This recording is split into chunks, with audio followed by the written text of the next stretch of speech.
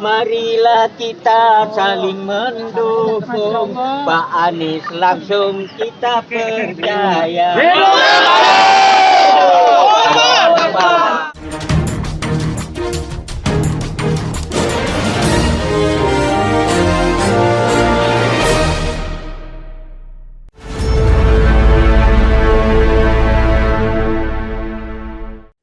Halo, halo, apa kabar Anda semua?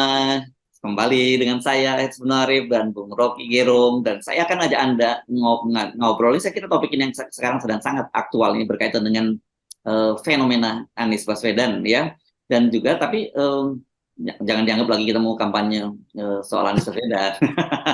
Kita akan melihat ini perspektifnya dari sisi pengamatan dari sisi secara fenomena politik gitu ya, Bung Rocky ya.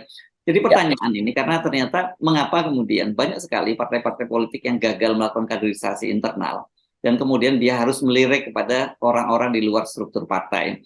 Kita lihat bukan hanya fenomena pada Anies Baswedan dan fenomena seperti Ridwan Kamil di Jawa Barat, itu juga itu kan menunjukkan semacam itu, ada orang di luar partai. Bahkan pada kasus yang lebih menarik pada Nasdem itu sebelumnya juga memunculkan nama Ganjar Pranowo dan Andika Perkasa. Kalau Andika itu samalah dengan Anies. Tapi kalau Ganjar Pranowo dan partai lain itu kan juga agak mengherankan. Begitu juga dengan PSI misalnya, dia juga lebih mencalonkan Ganjar, tapi dia tidak berani, anak muda ini mencalonkan sendiri calon presidennya. Sempat dicalonkan giring, ya tapi itu untuk bercandaan lah, akhirnya giring mundur. Mari kita diskusikan soal itu, Bung Rocky.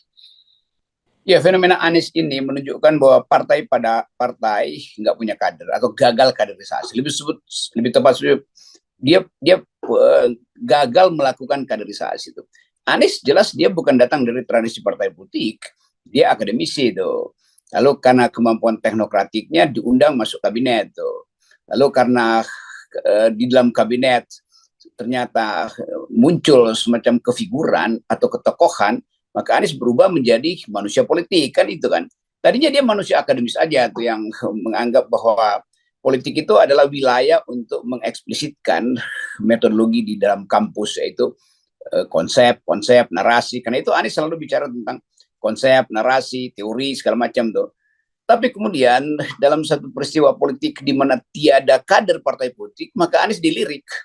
Bayangin misalnya kalau Nasdem ada kader, ya Anies nggak akan dilirik lah. Bayangin misalnya kalau PDIP ada kader, maka Ganjar hengkang pun nggak peduli lah PDIP. Jadi sebetulnya partai-partai ini ditawan oleh ketiadaan kader gitu. Dan itu menyebabkan kadernya harus di outsource kan. Itu buruknya demokrasi kita tumbuh tapi tidak ada kader. Partai politik itu sekedar membengkak, bukan bertumbuh partai politik kita. Jadi kalau kita bayangkan bahwa rekrutmen calon pemimpin itu datang dari partai politik seperti yang seharusnya secara konvensional begitu caranya, ternyata nggak berhasil kan. Jadi semua hal berhenti karena soal kaderisasi itu. Dan yang kita sebut kader sekarang adalah mereka yang bawa uang, itu disebut kader tuh, padahal nggak pernah paham tentang ideologi partai. Akibatnya lebih jauh bahwa seorang yang tadinya dianggap kader, dia bisa keluar dari partai itu sesukanya aja kan. Ada orang yang udah pindah-pindah partai berkali-kali tuh dan tetap dianggap sebagai kader. Kader itu artinya bertahan di dalam keadaan cuaca paling buruk pun dari partainya, dia bertahan tuh. Siapa namanya tuh yang dari PDIP, dari Golkar masuk PDIP, masuk Demokrat. Terus PDIP itu kan sudah lupa namanya. Iya, saya juga lupa. Saya ingat orangnya, rambutnya ganti-ganti warnanya. Ya, itu ikutin partainya. Kan itu artinya ini orang-orang nggak punya prinsip, hanya ingin ikut di dalam keramaian, bukan ingin membangun demokrasi itu bahayanya tuh. Kalau dia betul-betul kader dari sebuah partai, dia bertahan di partai itu. Kalau ada konflik dalam partai itu, dia harus fight di dalam partai itu. Bukan ngambek lalu bikin partai atau ngambek lalu masuk ke partai lain lalu jelek-jelekin partai sebelumnya tuh. Kan itu pertanda bahwa dia nggak matang. Sebagai manusia nggak matang, apalagi sebagai kader. Jadi itu saya kira problem kita, sehingga orang akhirnya lihat ya udah tokoh di luar itu aja. Anies terpaksa harus kehilangan semacam kemewahan dia sebagai akademisi karena harus deal dengan transaksi politik di Nasdem dalam hal ini kan itu intinya tuh. Jadi mental Anies juga berubah dari mental seorang pedagog dan sekarang mulai kemasukan juga sedikit demagog. Sebab menjadi partai itu isinya tuh para demagog aja tuh. Jadi saya kira itu pelajaran dari demokrasi kita yang kita tuntun sebetulnya dari awal reformasi supaya ada kaderisasi di partai, nggak terjadi tuh. Jadi sekali lagi bagian buruk dari pemerintahan Pak Jokowi tidak berhasil menyelenggarakan pendidikan politik melalui sistem kepartaian. Dan itu juga pengalaman pribadi Pak Jokowi. Pak Jokowi memang juga bukan dari partai. Karena itu Ibu Mega nggak usah kecewa kalau itu petugas partai, memang dia bukan petugas partai. Partai memungut dia ketika dia udah jadi seorang itu. Pak Jokowi. Dan bahkan itu diulang lagi kan dalam kasus Gibran. Gibran ini kan juga bukan kader partai PDIP dan akhirnya dipaksakan juga dia menjadi calon wali kota Solo dan menyingkirkan kader-kader yang lebih dahulu berjuang bersama partai itu. Ya itu buruknya kalau feodalisme ada di dalam politik kita tuh. Saudara Gibran sebetulnya dia mungkin lebih cocok jadi pengusaha tuh daripada jadi wali kota di Solo tuh, karena ya nggak cocok kira-kira tuh mental menjadi wali kota yang sebetulnya juga dipaksakan, dan karena dipaksakan maka mesti menyingkirkan kader-kader yang lain tuh. Dan itu juga salahnya Megawati, kenapa mengiyakan kan Megawati kan punya kemampuan untuk Gibran itu bukan anggota partai, dia harusnya masuk partai dulu, mengalami pasang surut partai baru boleh jadi tokoh atau kader dalam pengertian PDIP. Ternyata enggak, Ibu Mega juga punya pragmatisme untuk tukar tambah tuh. Jadi kelihatannya begitu. Dan itu artinya yang kita sebut dalam ilmu politik institusionalisasi, pelembagaan politik nggak berlangsung tuh. Kan itu yang ada. Jadi institusinya ada tapi institusionalisasinya nggak berlangsung. Jadi etik bahwa seseorang pernah jadi ketua partai atau pernah jadi anggota partai itu tiba-tiba lenyap, orang nggak tahu nih jejaknya apa, tiba-tiba udah ada di situ. Bedakan misalnya dengan Anwar Ibrahim yang 40 tahun ada di dalam perjuangan politik dan akhirnya dia bisa dapat kursi. Jadi dia betul-betul matang dan orang nggak anggap bahwa itu dapat kursi dari mana. Oh itu dia fight kok segala macam rintangan, isu privat, isu publik segala macam tuh. Dia bisa atasi itu. Dan dia tahu bahwa dia memang hidup di dalam dunia politik, dan dunia politik itu ujiannya itu berat betul buat seseorang yang mau menegakkan prinsip-prinsip keadilan, kejujuran, kan itu intinya kan. Jadi ujian utama pada manusia sebetulnya dalam wilayah politik, dan justru dalam wilayah politik ujian itu gagal karena merasa saya bisa bypass karena saya dekat dengan ketua partai, saya bisa bypass karena darah saya biru. Ya, itu bukan itu politik. Politik adalah pengetahuan tentang keadaan real masyarakat dan dialami sendiri itu, bukan sekedar diceritakan atau dibuat-buatkan ceritanya. Ya, dan kalau itu dalam daftar itu di Indonesia kita tambahkan karena ngomongin keluarga Pak Jokowi, Bobi Nasution di Medan itu juga tiba-tiba saja bisa dicalonkan oleh PDIP untuk menjadi calon wali kota, dan itu pas menyingkirkan kader-kader partai yang sudah ada. Saya kira ini memang praktek nggak sehat ya semacam ini, Bung Rocky. Ya itu yang tidak sehat, ini kayak lompat aja di situ tiba-tiba jadi seseorang di situ kan. Juga demikian dalam partai sendiri pun begitu, ada tokoh tapi karena kurang dekat dengan ketua umum lalu nomor urutnya disingkirkan. Itu kan banyak kasus itu kan. Yang udah berjuang dari bawah sebagai kader tiba-tiba di bypass oleh orang yang baru datang karena bawa amplop lebih banyak tuh. Maka ketua partainya bilang oke, atur sedemikian rupa supaya yang udah lama berjuang itu nggak perlu karena dia nggak bisa bawa uang tuh. Ini ada yang baru nih, walaupun pengetahuan dia tentang partai yang baru dia masuk itu nol. Jadi begitu sebetulnya ketidakjujuran di dalam partai dan antar partai. Ya, nah ini tapi kan gini, ada satu hal yang menarik tadi karena Anda menyinggung Anwar Ibrahim. Di sana sistemnya parlementer dan itu aturannya di sana jelas, nggak ada orang misalnya tiba-tiba bisa jadi menteri gitu di luar anggota parlemen. Kan kalau di sana kabinet itu dibentuk dari anggota parlemen, ya, member of parlemen. Nah, di kita ini kan banyak sekali kemudian beda sistemnya. Kita sistemnya presidensial gitu. Nah, orang kemudian mempersoalkan ketika partai-partai justru yang menjadi menteri itu kabinet, dan orang menuntut itu profesional karena katanya mestinya second kabinet dan sebagainya. Ini bagaimana mendudukkan persoalan ini, Bu Prof? Ya, tapi waktu Pak Jokowi ditanya oleh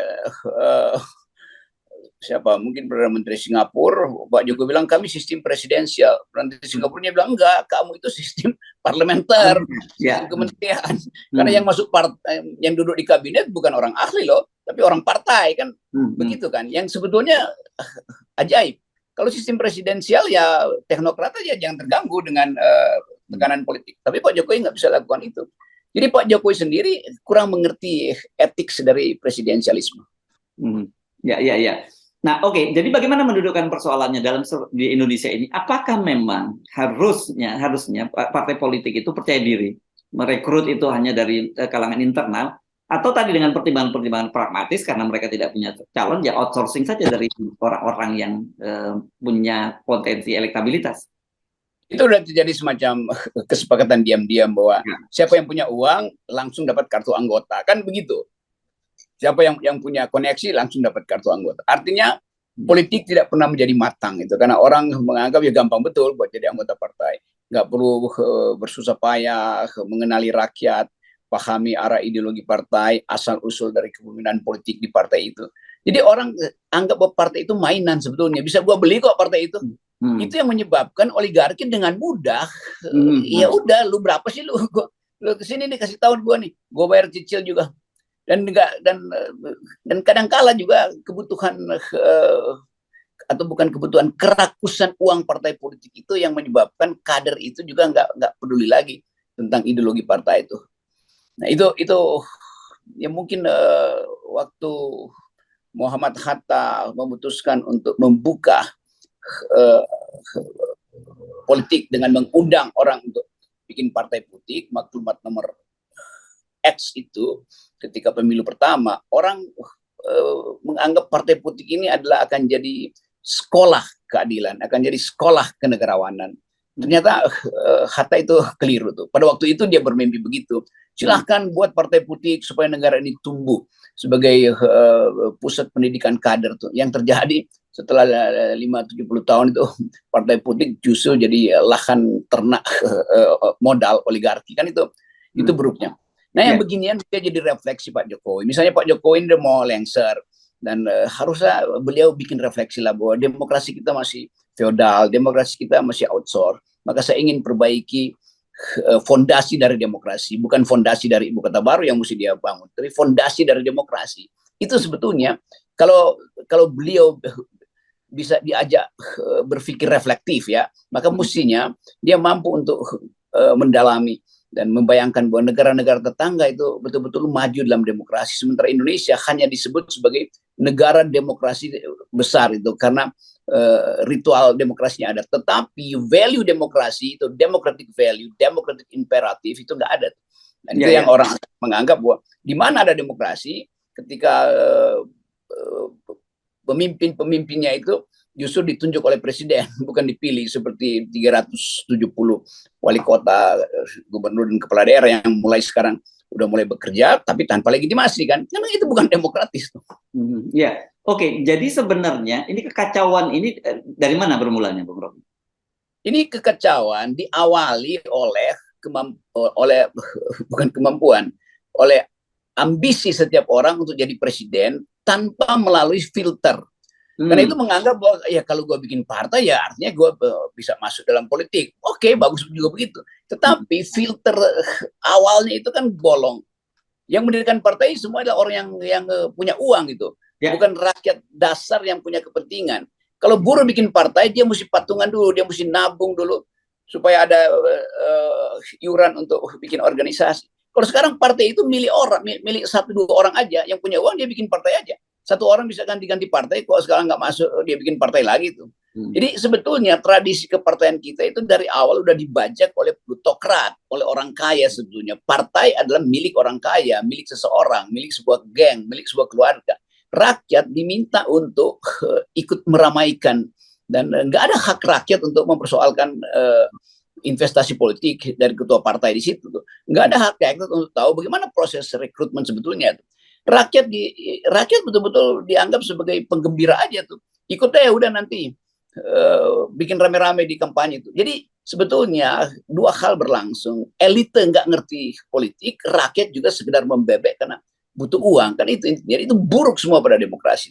Di dalam demokrasi berlaku elitisme, di kalangan rakyat berlaku fatalisme tuh. Udah secara ya kita terima deh siapa yang amplopnya paling banyak. Jadi nggak ada lagi pendidikan politik yang memungkinkan rakyat itu berpihak pada partai yang betul-betul dia mengerti, kan. Kalau kita tanya mengapa setiap kali kampanye itu satu orang itu kaosnya berganti-ganti tergantung siapa yang bagi kan. Itu bahwa partai itu memang nggak punya akar. Kalau dia punya akar, nggak akan ada anggota partai dia untuk besok ganti kostum hanya untuk dapat rezeki dari partai yang lain kan. Jadi betul-betul rakyat menjadi konsumen aja, bukan produsen demokrasi. Kenapa? Karena pemimpin partainya juga bukan produsen demokrasi, cuma konsumen aja kan. Jadi konsumsi kita sekarang ini adalah basa-basi, lalu baliho, dan semua fenomena yang sekedar memanipulasi opini publik itu partai. Padahal yang itu yang sebetulnya bagian paling buruk dari organisasi politik. Kalau partai kan itu mesti eliti betul tuh. Ini visi saya. Bagaimana kalau ketua partai nggak ngerti visinya? Ya karena ketua partai sekedar minta dibuatkan visi misi sebagai persyaratan administrasi untuk ikut dalam kompetisi. Bukan karena memang itu partai punya visi misi itu, tapi demi untuk memenuhi persyaratan administrasi itu. Ya. Oke. Nah, ini kan memang menyedihkan ya kan kalau kita lihat sekarang ini kelihatannya bahkan satu hal yang kita amati para politisi kita, bahkan ketua umum partai itu yang lebih sibuk pada soal power game, kemudian atau proyek dapat kemudian di kabinet dapat apa gitu.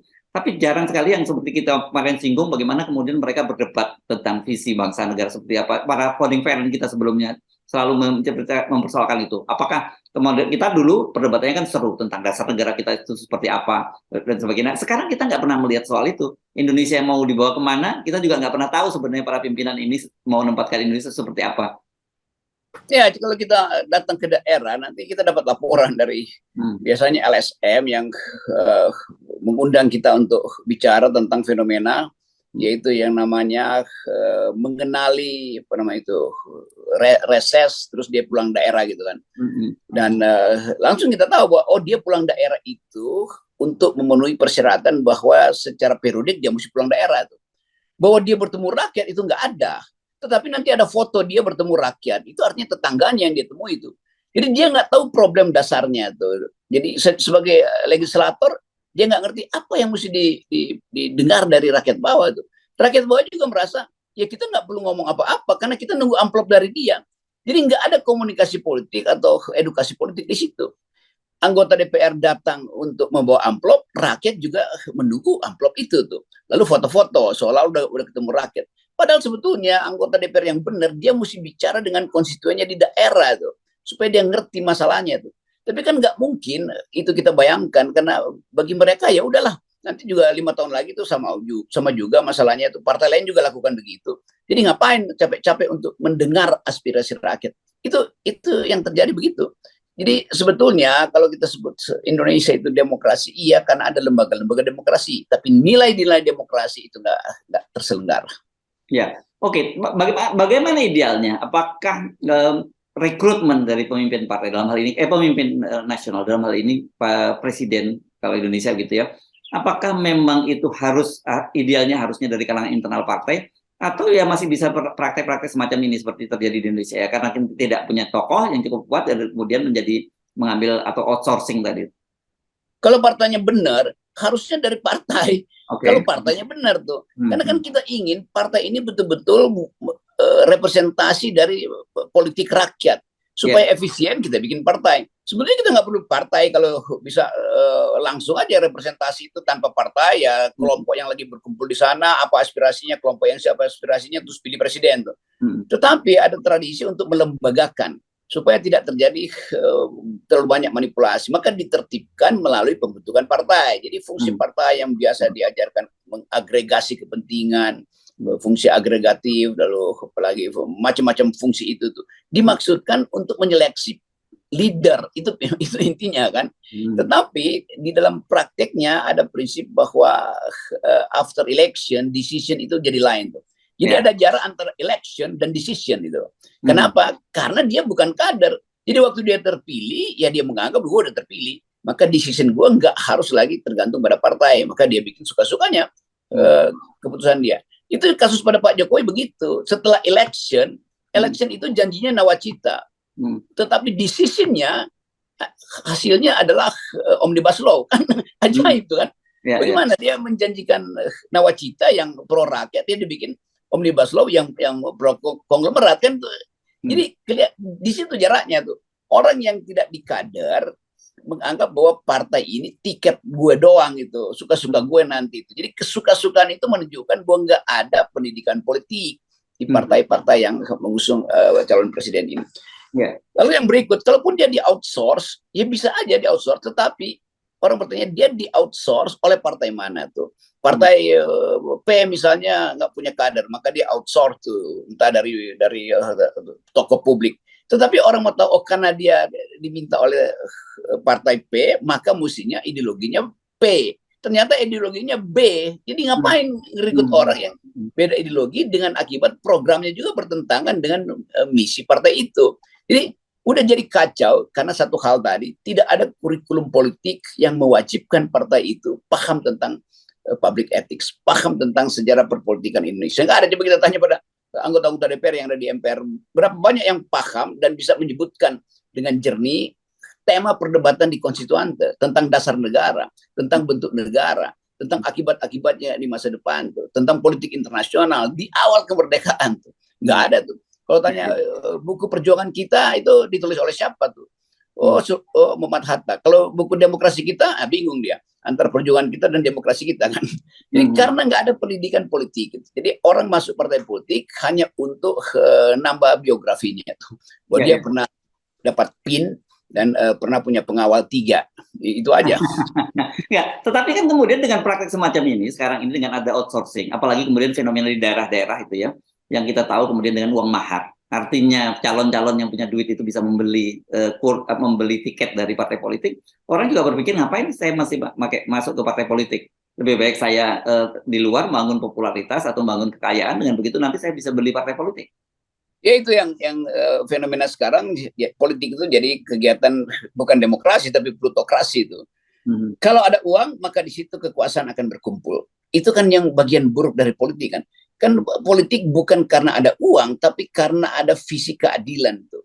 Begitu seseorang itu jadi akumulator, keadilannya hilang. Jadi begitu dia ada uang dan dia buang dalam politik, dibakar di dalam medan politik, maka dia akan cari untung lebih dari apa yang dia bakar tuh. Lalu dia nggak peduli lagi dengan etik kan. Jadi sekali lagi ini soal partai yang nggak ada kurikulum etika publik, itu dasarnya di situ aja. Dan itu yang dimanfaatkan justru oleh orang, bahkan anak muda yang merasa ya gue masuk aja di situ kan, mereka tuh bodoh semua kan.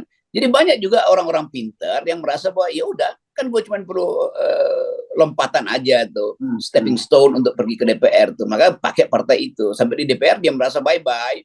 Toh kalau kalian butuh saya tinggal kirim minta nomor rekeningnya, partai berapa sih, nih diam aja tuh. Jadi soal-soal semacam itu, partai jadi semacam tiket untuk masuk DPR. Sampai di DPR, si anggota partai itu diasuh oleh oligarki, maka dia akan berinduk pada oligarki, bukan berinduk pada partai. Itu sebetulnya kekacauannya di situ. Ya, harusnya kita perkuat ya kelembagaan partai dan juga pola mulai dari pola rekrutmen saya penting ya, saya kira ya Bung Rocky ya, pola rekrutmen, kemudian bagaimana pendidikan partai. Dan juga saya kira yang nggak kalah pentingnya penanaman ideologi dari partai itu. Dengan begitu kita jelas kan, kalau memilih calon dari partai ini itu berarti ideologinya seperti ini. Dan kalau memilih pemimpin dari partai ini ideologinya seperti ini, kan harusnya begitu. Ya itu harusnya begitu. Tapi karena dihambat juga oleh 20%, bayangin dua partai yang ideologinya berbeda terpaksa mesti berkoalisi itu. Tukar tambah di wilayah A, nanti wilayah B tukar tambah dengan makar yang lain kan. Ya. Jadi nggak ada kegembiraan orang berpolitik. Orang berpolitik gembira kan dia tahu bahwa dia adalah warga dari partai B dan kita bahagia. Di ujungnya dia kaget, loh kok gue warga partai B, tapi akhirnya sekarang partai B gue itu serahin elektabilitasnya pada partai C supaya bisa berkoalisi itu. Udah beda prinsipnya di situ. Tapi elitnya udah menyelesaikan di awal. Kan nggak boleh partai politik diselesaikan di tingkat elit. Basis masanya itu yang harusnya terlibat di dalam penyelesaian politik. Jadi saya melihat bahwa orang akhirnya melihat partai politik itu bukan lagi sebagai lembaga penjamin keadilan seperti yang dibayangkan oleh Plato atau Aristotle segala macam itu, atau yang lebih belakangan ini pemikir-pemikir trias politika, Rousseau, Locke segala macam, atau yang bahkan lebih belakangan di kita itu yang diucapkan oleh Bung Hatta, Bung Karno, Sultan Syahrir tentang pendidikan demokrasi melalui partai politik. Pidato politik Bung Karno juga begitu tuh, jadikanlah partai politik sebagai tempat pengkaderan bangsa begitu. Sultan Syahrir pidato dengan bagus tentang gejala-gejala fasisme dalam politik Indonesia kalau partai politik tidak diasuh secara demokratis. Hatta membayangkan Indonesia yang bisa memadukan yang disebut local wisdom itu dengan koperasi itu supaya ada kesetaraan. Itu kan semua pikiran yang mendalam yang harusnya ada pada mereka yang mengatakan saya kadernya Bung Karno maka saya paham jalan pikiran Bung Karno. Saya kadernya Sultan Syahrir, saya tahu apa yang artinya sosial demokrat. Saya kadernya Hatta, saya tahu maksud Hatta dengan sosialisme ekonomi. Kan begitu kan? Dan kalau kita bicara begitu, anggota DPR bilang itu apa yang Anda omongin? Lo bagaimana? Jadi bagi mereka itu nanti uang apa namanya? Uang resesnya berapa? Uang kunjungan daerah berapa? Dia hanya pikirin itu. Kenapa? Karena temannya juga berpikir begitu. Kenapa dua-duanya berpikir begitu? Karena dua-duanya nongkrong di Plaza Senayan untuk nunggu barang sale yang bermerek branded di situ kan. Itu intinya. Dia bukan nyari buku di toko buku, dia nunggu toko dibuka supaya dia bisa beli jas baru. Sehingga foto-foto lagi di antara mereka kan saling, jam lu apa ya? Di situ ada jam baru loh, mereknya baru tuh, ada diskon lumayan 10% tuh. Berebut dia ke situ. Tapi otaknya nggak dia asuh atau ditinggalkan supaya tidak diganggu oleh oposisi. Jadi sebetulnya kalau mental itu ada terus dan ketua partai membiarkan itu, artinya demokrasi ditenggelamkan oleh ketua-ketua partai kan. Pada akhirnya ketua partai yang bertanggung jawab terhadap watak dari kader-kadernya. Yes, oke. Ini bahasan yang menarik dan tapi saya kira mungkin tidak cukup waktunya kita dalam durasi yang pendek. Nanti kita akan lanjutkan lagi dalam perbincangan yang lain ya, Bu Rocky. Terima kasih dan tetap Oke. 0% ya. 0% pendidikan politiknya. Yes, oke, thank you. Yes.